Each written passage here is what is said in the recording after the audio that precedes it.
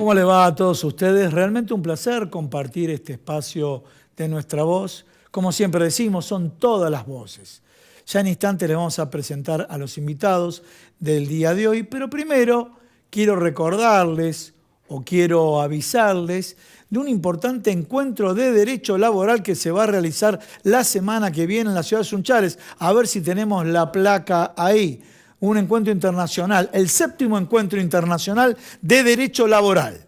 Derechos laborales en tiempos de crisis. Bueno, va a estar la presencia en la apertura de este encuentro Jorge Asís, que es escritor, periodista y analista político. También, en este contexto del Mundial, va a acompañar Alejandro Apo. Y ya estuvo en otra oportunidad, que se va a repetir su presencia, Alejandro Berkovich, que es economista y periodista, y habló, en su momento, había hablado del Fondo Monetario Internacional, esa película que había, ese cortometraje que había hecho referido al Fondo Monetario Internacional. Y también estarán presentes importantes figuras del ámbito del derecho laboral, con el apoyo de la Universidad Nacional del Litoral a través de la Facultad de Ciencias Jurídicas y Sociales. Todo esto la semana que viene, los días 23, 24 y 25, y al final del programa le voy a ampliar más información. Como les dije, vamos a escuchar distintas voces. En el día de hoy nos acompaña Javier Forlenza, que es dirigente del Frente de Todos, lo estamos viendo a Javier ahí en pantalla. Bueno, es un referente que ha trabajado en el municipio de Tigre, para que ustedes se ubiquen. Cuando hablo de Tigre, y más este programa que se ve a nivel nacional, acompañó y trabajó junto a Sergio Massa. Ahora su rol está en otra área, pero conoce desde adentro el Frente de Todos, acompañando a Sergio Massa. Bueno, de ya, un placer que hayas venido al programa. El gusto es mío, Gustavo, como siempre, así que es lindo poder estar acá. Bueno, hablemos un poquito. Sergio Massa hoy es ministro de Economía. Sabemos que es un ministro político y que tiene como viceministro a un economista, ¿sí?, que de alguna manera es el que está marcando las distintas políticas. ¿Cómo estás viendo la gestión de Sergio Massa? Bueno, ante todo quiero destacar una palabra que acabas de mencionar, ¿no? Massa es un ministro político, ¿no? Sí, la política como herramienta de construcción de acuerdos. Creo que esa es la mayor definición que puedo dar del ministro Massa, entendiendo que la gestión que está haciendo justamente es la de acercar posiciones de todo el sector económico y productivo de la Argentina con un claro objetivo, que podamos trazar, como bien dice él, una hoja de ruta que permita a partir de esos acuerdos darle respuesta social al conjunto de la sociedad argentina y en particular a cada uno de los sectores que componen las distintas cadenas de valor de la Argentina. Bien, cuando vos me decís esto, yo me pongo a pensar, Sergio Massa le tocó, más allá de sus vínculos con el sector político, más allá de sus vínculos con el sector empresarial, de sus vínculos con el sector gremial, donde de alguna manera con los distintos actores es el más aceptado.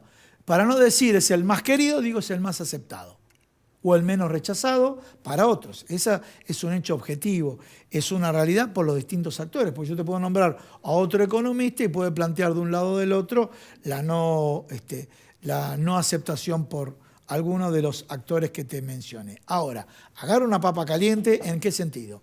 Primero, viene una gestión del ministro anterior donde, será por la pandemia, será por lo que fuere, dejó, entre comillas, o abandonado, o colgado, o postergado, un montón de decisiones. Por otro lado, recibe, y esto es indiscutible, saquemos si queremos la pandemia, saquemos si queremos la guerra, pero recibe escasez, o sea, recibe deuda y escasez de dólares.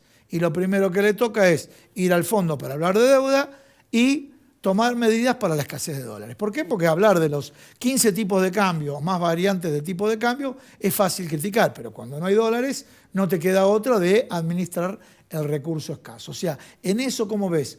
Muestra habilidad y cómo ves el futuro de Sergio Massa agarrando esta papa tan caliente, ¿no? Primero muestra coraje, ¿no? Porque él en la Cámara de Diputados como presidente de esa casa estaba haciendo un rol muy bueno, preponderante para la Argentina, donde había que construir puentes, diálogo, consensos, y tomó un ministerio como el de Economía con enormes desafíos, es un ministerio que tiene mucha la atención del ciudadano de a pie y de todos los sectores, vuelvo a repetir. Entonces, en este sentido lo veo a Sergio enfocado, sobre todo en el desarrollo de su tarea. Él es claro en el mensaje cuando habla. El desafío de generar una balanza comercial positiva, reservas y disminuir el déficit fiscal. Bien. Digamos, creo que es clave estas tres variables para poder resolver el tema que más le preocupa además, que es la inflación. Porque la inflación nosotros como gobierno no la vamos a negar, eso tenemos claro que es un problema que, digamos, castiga el salario de los trabajadores y por ende hay que resolver. Pobreza, sí, la indigencia. exactamente. Ahora, ha tomado distintas medidas justamente para que el impacto sobre el salario sea el menor posible, desde ganancias hasta el viernes cuando anuncia precios justos, que como bien dijo, no es una medida que va a resolver con un chasquido de dedos, como bien lo dice él en sus declaraciones, el tema de la inflación, sino que es una herramienta para poder tener un control de precios justos mientras resolvemos el déficit fiscal y generamos reservas. Esto es con todos los sectores de la economía. Creo que la foto del viernes es la mejor representación de Sergio Massa, que es los sindicatos, porque estaba el sindicato de la alimentación, los empresarios de toda la cadena. Estaba la gente de la Copal. Exactamente, y estaba el Estado. Hay que recuperar el espíritu tripartito que hace que el diálogo tenga los frutos para una política pública exitosa, no para los dirigentes, para la sociedad, que es la que en definitiva está afrontando, digamos, el impacto que genera la inflación. Ahora, la pregunta que te hago, Javier, es, él agarra esta papa caliente. ¿Le conviene políticamente? Te metí en un brete, ¿no? No. ¿Le conviene políticamente? ¿A qué yo voy? creo que hay que agarrar salir agarrar la economía, donde ella la recibe con un dólar a 3.50, donde todo explotaba y lo que aparecía en los medios de comunicación, que tiene diálogo con el sector empresario, con el sector gremial y con el sector político. Bueno, está adoptando distintas medidas, hay restricciones, hay renovaciones permanentes de la deuda interna, de la deuda en pesos, donde está corriendo todos los días. ¿Sí? ¿Le conviene o no le conviene? Conociéndolo a Sergio, creo que salió con un liderazgo claro de lo que quiere para la Argentina. Y salió del estado de confort donde muchas veces los dirigentes quedan. Sí, sí, sí, sí. Y digamos, eso te lleva a una especulación permanente de las acciones que vos tenés que seguir en los próximos años, porque si haces esto, el resultado va a ser esto. Y la verdad es que la Argentina hoy necesita dirigentes que realmente se pongan al hombro los desafíos de los argentinos. Y Sergio tomó ese desafío. Digamos, hay que reconocérselo porque hay que salir de la zona de confort para liderar algo que en definitiva, cuando él llega, era un auto en llamas. Bueno, ese auto en llamas él logró apagarlo, darle tranquilidad, previsibilidad a quienes iban arriba de ese auto, que son los 43 millones de argentinos. Esto es importante destacarlo.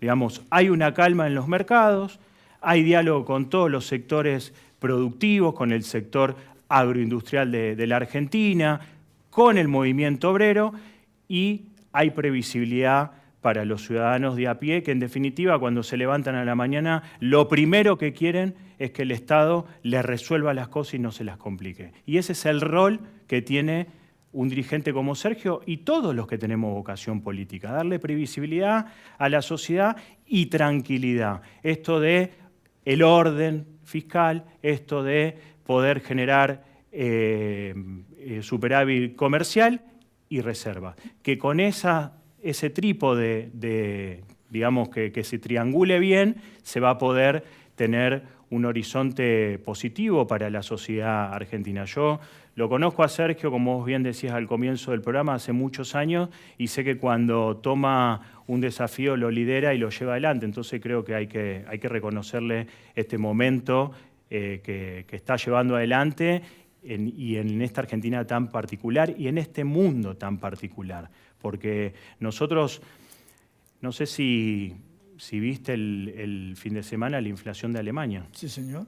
Por encima de los 10 puntos. Sí, señor. Bueno, entonces hay que mirar hoy claramente también el escenario mundial para poder sacar las conclusiones de lo que le pasa a la Argentina. Porque si no, miramos disociadamente las cosas y tomamos quizá un camino equivocado por no tener claridad de que no hay mejor política que la política internacional, que es aquella que de alguna manera nos ilumina el camino para saber cuáles son las mejores decisiones que hay que tomar. Bien, dijiste que es un hombre de la política, que militás en Tigre. Bueno, contanos un poco, así como Mauricio Macri hace referencia que viene de Boca, que viene del PRO de la Ciudad Autónoma de Buenos Aires, llegó a presidente, bueno, vos militás en Tigre, seguís trabajando en política en Tigre. Sí, a ver, la casa siempre hay que cuidarla, Sí. tenemos el corazón puesto ahí. En el 2021 terminé mi mandato de concejal, pero no porque uno termine un mandato legislativo tiene que abandonar la militancia y la atención al vecino. Nosotros llegamos donde llegamos gracias a que el vecino siempre nos acompañó. Digamos, y nunca me voy a olvidar que en el 2017, cuando a mí me tocó competir en una interna, la gente nos acompañó con su voto. ¿Cuál es mi mejor manera de agradecer esto? Es estando cerca del vecino y hoy, desde el rol que ocupo en ENACON como director nacional, no olvidarnos de dónde venimos. Eso es fundamental y por eso también tengo un profundo agradecimiento a toda la comunidad, como lo tiene todo el equipo que me acompaña de Actitud Tigre, que es nuestro espacio dentro del espacio del Frente Renovador y que en definitiva tenemos una valoración, una ponderación por el vecino, porque en los momentos donde, digamos, los dirigentes más necesitamos alimentar el espíritu para afrontar los desafíos, el que te infla ese pecho para seguir adelante es el vecino a pie, entonces no hay que olvidarse de eso. Bien, dijiste ENACON, ¿sí? Ente Nacional de Comunicación. Contanos un poco, porque yo veo un escenario, a ver, esto está judicializado, pero comentémosle a la gente. Veo el escenario que uno puede poner TDA, tenemos televisión digital abierta, donde puedes ver una gama limitada de canales y de pronto tenemos las barreras establecidas por las distribuidoras, que serían los cables, para restringir algunos canales, habilitar otros canales y demás. ¿Qué es lo que está pasando? Continúa. Ustedes habían declarado como servicio público esencial Internet e hicieron un recurso ante la Corte. Contanos un poco qué es lo que está pasando en materia de comunicación.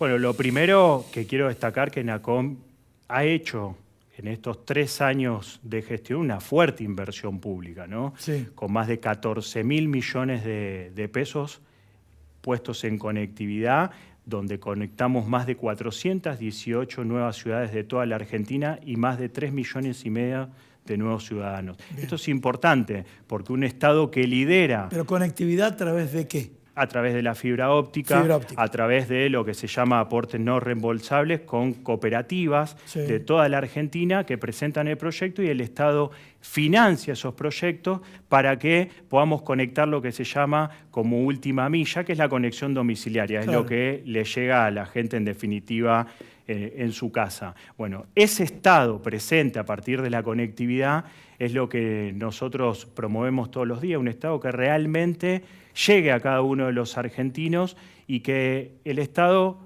a partir de la inversión, genere calidad de vida en un mundo donde en este siglo XXI la conectividad se vuelve indispensable. Y en función de lo que me planteás, como vos bien decís, en el 2020 el presidente lleva adelante un decreto que es conocido como el 690, que justamente declara las telecomunicaciones como un servicio público esencial en competencia.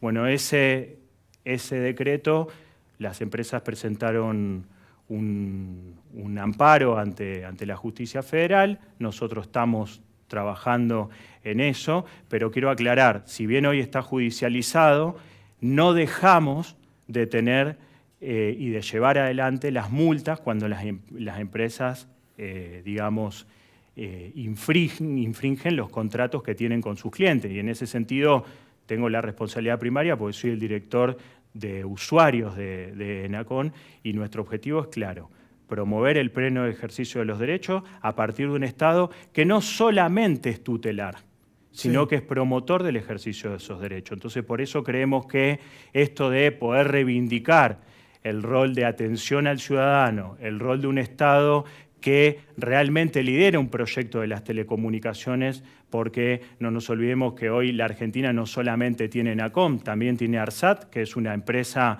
del Estado que ha generado una soberanía en telecomunicaciones. Pensemos que la red federal de fibra óptica de toda la Argentina llega a 43.000 kilómetros.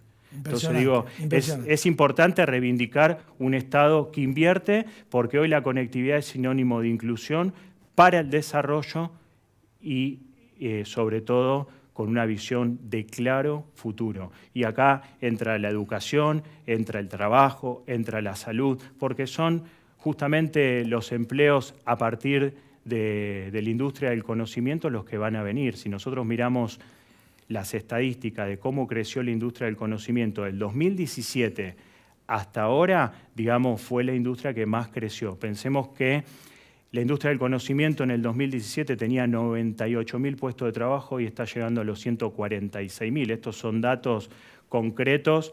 Casi un 50% exactamente, bueno. Impresionante. Eso implica un Estado que esté por delante de las demandas que requiere el futuro. Y eso es lo que venimos haciendo desde ENACOM junto a nuestro presidente Claudio Ambrosini.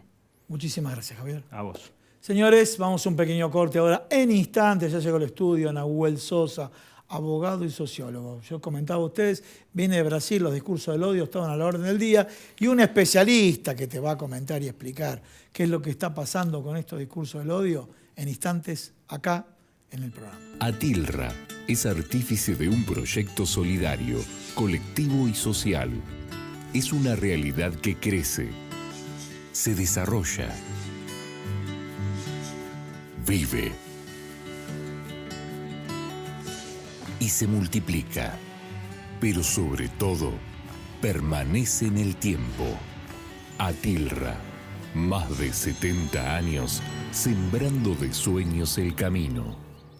Bueno, señores, primero lo presento, lo tenemos acá, Nahuel Sosa, que es abogado, sociólogo, también obviamente ya es un experto en medios de comunicación por su exposición. Muchísimas gracias por estar acá en el programa. Pero mientras tanto, si me permitís, señores, la próxima semana, a ver si tenemos la placa ahí, la tenemos. El día 23, 24 y 25 de noviembre se va a realizar en la ciudad de Sunchales el 7º Encuentro Internacional de Derecho Laboral. Los derechos laborales en tiempos de crisis, obviamente organizado por Atilra, junto a la Universidad Nacional del Litoral, con la Facultad de Ciencias Jurídicas y Sociales.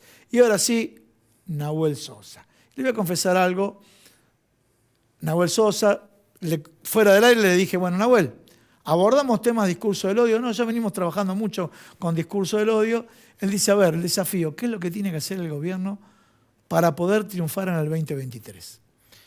Bueno, un poco todo tiene que ver con todo, ¿no? Pero me parece que es interesante ver que está pasando que muchos de quienes votan a opciones de extrema derecha, como por ejemplo puede ser Milei, cuando vos haces entrevistas en profundidad o haces trabajo de campo, no necesariamente comulgan con la agenda que propone esa derecha, ¿no? ¿Qué te quiero decir esto para graficar en la audiencia? Por ejemplo, alguien vota a Milei, pero sin embargo, hace poco salieron varias encuestas de analogía, de circuito, de Suban Córdoba, cuando vos le preguntás si tiene que haber más o menos presupuesto para la educación y el Estado tiene que invertir más, te dice que el Estado tiene que invertir más en educación. Claro. Le preguntás qué tiene que pasar en ciencia y te dice que tiene que invertir más en ciencia. Le preguntás si tiene que haber pena de muerte y te dice que no.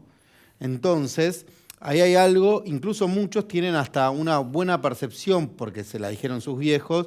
Estoy hablando especialmente del público joven, que es el 38% del padrón electoral en el 2023, de lo que fue los gobiernos de Néstor y Cristina. Entonces me parece que ahí hay algo, ¿no?, que está pasando, ¿no?, que una intención de voto. Pero no el segmento juventud, dijiste, 38% claro, juventud. Eso va a ser el padrón electoral, ¿no? Bien, por eso. Lo mismo pasó hace poco con aerolíneas. Se preguntó si se quería privatizar o no aerolíneas y la mayoría dijo que no. Pueden decir que cree que tiene que funcionar mejor aerolíneas, que cree que es ineficiente, pero una cosa es que vos creas que algo tiene que funcionar mejor y otra cosa es que vos creas que haya que privatizarlo. Con esto, ¿qué quiero decir? Quiero decir que me parece que hay una agenda en la cual el gobierno y el oficialismo tiene todavía mucho para poder incidir, ¿no? Y sobre todo si uno piensa que en el 2021 hay un dato que no es menor, que hubo 4 millones de personas que votaron al Frente de Todos en el 2019 y que sin embargo en el 2021 decidieron no ir a votar o votar en blanco o opciones menores que sacaron 3, 4%. Entonces, es decir, hay un público, efectivamente la pandemia, errores del gobierno, trajo una desilusión en muchos sectores de la sociedad, trajo enojo, trajo angustia y ello ha hecho que puedan haber virado, pero no es algo irrecuperable, ¿no? Entonces, esto me parece que es interesante porque más allá de los votos que pueda haber en la elección, también significa qué tipo de valores va a tener la sociedad argentina, ¿no? O sea, si lo que crees es un valor que plantea el discurso del odio, que plantea que hay que volver a los 90 y privatizar todo, que plantea que hay que vender los órganos, bueno, será un camino que elige la sociedad. Ahora, otra cosa es si se recuperan ciertos valores que tienen que ver con los recursos estratégicos del Estado y me parece que esa es un poco la disputa que está habiendo en este momento. Bien, contame un poquito, así si te parece, para cerrar. Bueno, estuve en Brasil, cubrí las elecciones, vi los discursos de odio. Te digo más, me sorprendió, 32 millones de personas que no votaron. Vos dijiste 4, 32. Casi todo el padrón electoral nuestro son los que no votaron. Y los que no votaron, en definitiva, no votaron porque no se bancaban esa grieta. Así te lo diría. Porque yo le preguntaba a la gente, ¿vos votaste? No, público joven. No se bancaban esa grieta. En un debate donde Bolsonaro le decía a Lula, en el tercer debate habló, ¿no es cierto que Lula, vos sos un ladrón? Así era el debate, ¿no es cierto? Y Lula se contenía, hablaba de política internacional, cuando hacían... pero sin embargo, varios seguidores de Lula se metían en la grieta. Lula no se metía, pero los seguidores de Lula se metían en la grieta. Motivo por el cual un número importante, 32 millones de personas no votaron. Segundo dato, la grieta. Tercero, los discursos del odio. Impresionante. O sea, siguen pagando los discursos del odio. A ver... Bueno, a ver, obviamente que Brasil tiene especificidades muy distintas a la Argentina, pero está habiendo un fenómeno. Cuando a Lula lo meten preso, muchos decían, bueno, ¿por qué la gente no baja de los morros y acá pasara eso? Bueno, porque en Brasil la movilización es distinta, ¿no? No es como es acá, que hay una costumbre, para mi punto de vista de ver, democrática, muy sana, de que uno va a Plaza de Mayo, sea por la ley del aborto, sea por estar en contra del aborto, sea por los motivos que sea, hay una acción. Te interrumpo. Los piquetes lo hicieron los bolsonaristas, bueno, no los del PT. Y ahí también esta lógica de la polarización no estaba presente de ese modo en Brasil, ¿no? Esta idea de que ponen un muñeco con Lula como tras las rejas, ¿no? Lo que me parece, algunas cuestiones. Lo primero, que Brasil va a tener que convivir con el neofascismo, o sea, porque el bolsonarismo llega para quedarse. Ganó en 14 estados. No es un fenómeno pasajero, como muchos decían. Sí, totalmente. O sea, más allá de que mañana sea Bolsonaro o quien sea, digo, logró conectar con algo que está pasando en la sociedad. Bien. Vamos a Argentina, entonces. Vamos a la Argentina. Bueno, yo creo que en la Argentina se va a ir a una elección polarizada. Y no sé si está mal. Lo que creo es que la pregunta no es, la polarización en sí no es ni buena ni mala. El tema es qué tipo de polarización y qué es lo que está en juego. Si la polarización es discutir dos modelos del país, bienvenida esa polarización. O sea, si lo que se va a hacer es discutir dos modelos de cómo cada uno cree que tiene que crecer la Argentina en términos económicos, en términos qué hay que hacer con la democracia, a mí me parece bien. El problema es si la polarización entra en una cuestión de forma o si la polarización ya tiene que ver, que acá donde sí afectan los discursos de odio, con negarle al adversario su derecho a la existencia. Porque lo que hace el discurso de odio es, si estoy discutiendo con vos un modelo de país, no es que yo reconozco que tenemos diferencia, me mato porque tenemos distintos modelos de país, pero reconozco tu legitimidad, Otra cosa es que yo empiezo a decir, no, como Gus es un planero, entonces, o como Gus es feminazi, o como Gus es un peroncho, o sea, entonces el problema sos vos y para que este país tiene que ir bien, hay que eliminarte. Hay que exterminarlos a todos. Sí, sea simbólico, psicológico o físico. Esa idea de que la Argentina va a crecer, va a estar mejor si se va un porcentaje de la sociedad, ahí es donde aparece el discurso del odio. Seguí con tu línea, nada más que estoy abriendo paréntesis. Uno instala ese discurso, pero aparecen algunos loquitos con un arma, como Sabac Montiel. Cierro el paréntesis porque cuando uno instala eso, aparecen los loquitos. Articulado o desarticulado, lo dejamos para la justicia, pero en esos discursos se alimenta esa breva, ¿no? Es que son discursos que tienen efectos en acciones concretas, ¿no? Aparte, vos fíjate a lo que está pasando en Europa, que es que las nuevas camadas de jóvenes de extrema derecha ya renunciaron al juego democrático y plantean la acción directa. Digo, esto de vamos a prender fuego a un linchera, vamos a prender fuego a un comerciante porque es un inmigrante ilegal. Entonces, toda la camada de juventudes de entre 13 y 20 años de la nueva extrema derecha, podríamos decir, en Europa, va por la acción directa. Entonces yo quiero decir que la Revolución Federal no fue una excepción. Yo discuto mucho la lógica del loco suelto. Yo creo que se fue generando un clima que empieza a habilitar prácticas violentas. Entonces la pregunta es, ¿vos eso lo ves como una foto o lo ves como una película? Si Sabac Montiel es la punta de un iceberg que está dando un indicador de algo que está pasando en la sociedad, o fue una excepción, y no fue una excepción. Sí, Porque, no me cabe la a ver, menor por duda. empezar, para decir la principal presidenta del partido más importante de la oposición, que es el PRO, Patricia Bullrich, ni siquiera condenó el atentado. O sea, estamos hablando... Vamos a hacer un paralelismo. Bolsonaro no reconoció el triunfo de de Lula. Lula, Trump no reconoció el de Biden. Exactamente, el de Biden. Y por otro lado, no hablemos de la toma del Capitolio. Por eso digo, hay movimientos que se están repitiendo. Sí, no hay lobos solitarios, no hay locos sueltos, hay condiciones políticas que habilitan a que después haya determinadas conductas y acciones, ¿no? Entonces me parece que para eso la pregunta es, bueno, creo que tiene que ser clave cómo defendemos a la democracia, pensando que el año que viene se cumplen 40 años. Yo creo que la narrativa del Frente de Todos tiene que estar ligada al trabajo, la producción y la democracia. Me parece que por ese lado debería pasar el discurso del Frente de Todos. Muchísimas gracias. Gracias, Gus, como siempre. Señores, bueno, desde ya los agradecimientos, primero a Tilra, la institución que hace posible este programa, después a todo el equipo de Producción Cero, nuestra productora Gabriela, y también a Sastrería Windsor, que este saco y esta camisa es de Sastrería Windsor, ubicada en la calle Maipú 843. Nos vemos la semana que viene en esta edición central, pero no se pierdan la edición especial de los días sábados. Y les recuerdo el Encuentro Internacional de Derecho al Trabajo que va a haber en la ciudad de Sunchales los días 23, 24 y 25 de este mes, la semana siguiente. Bueno, nos vemos hasta el próximo programa. Chao.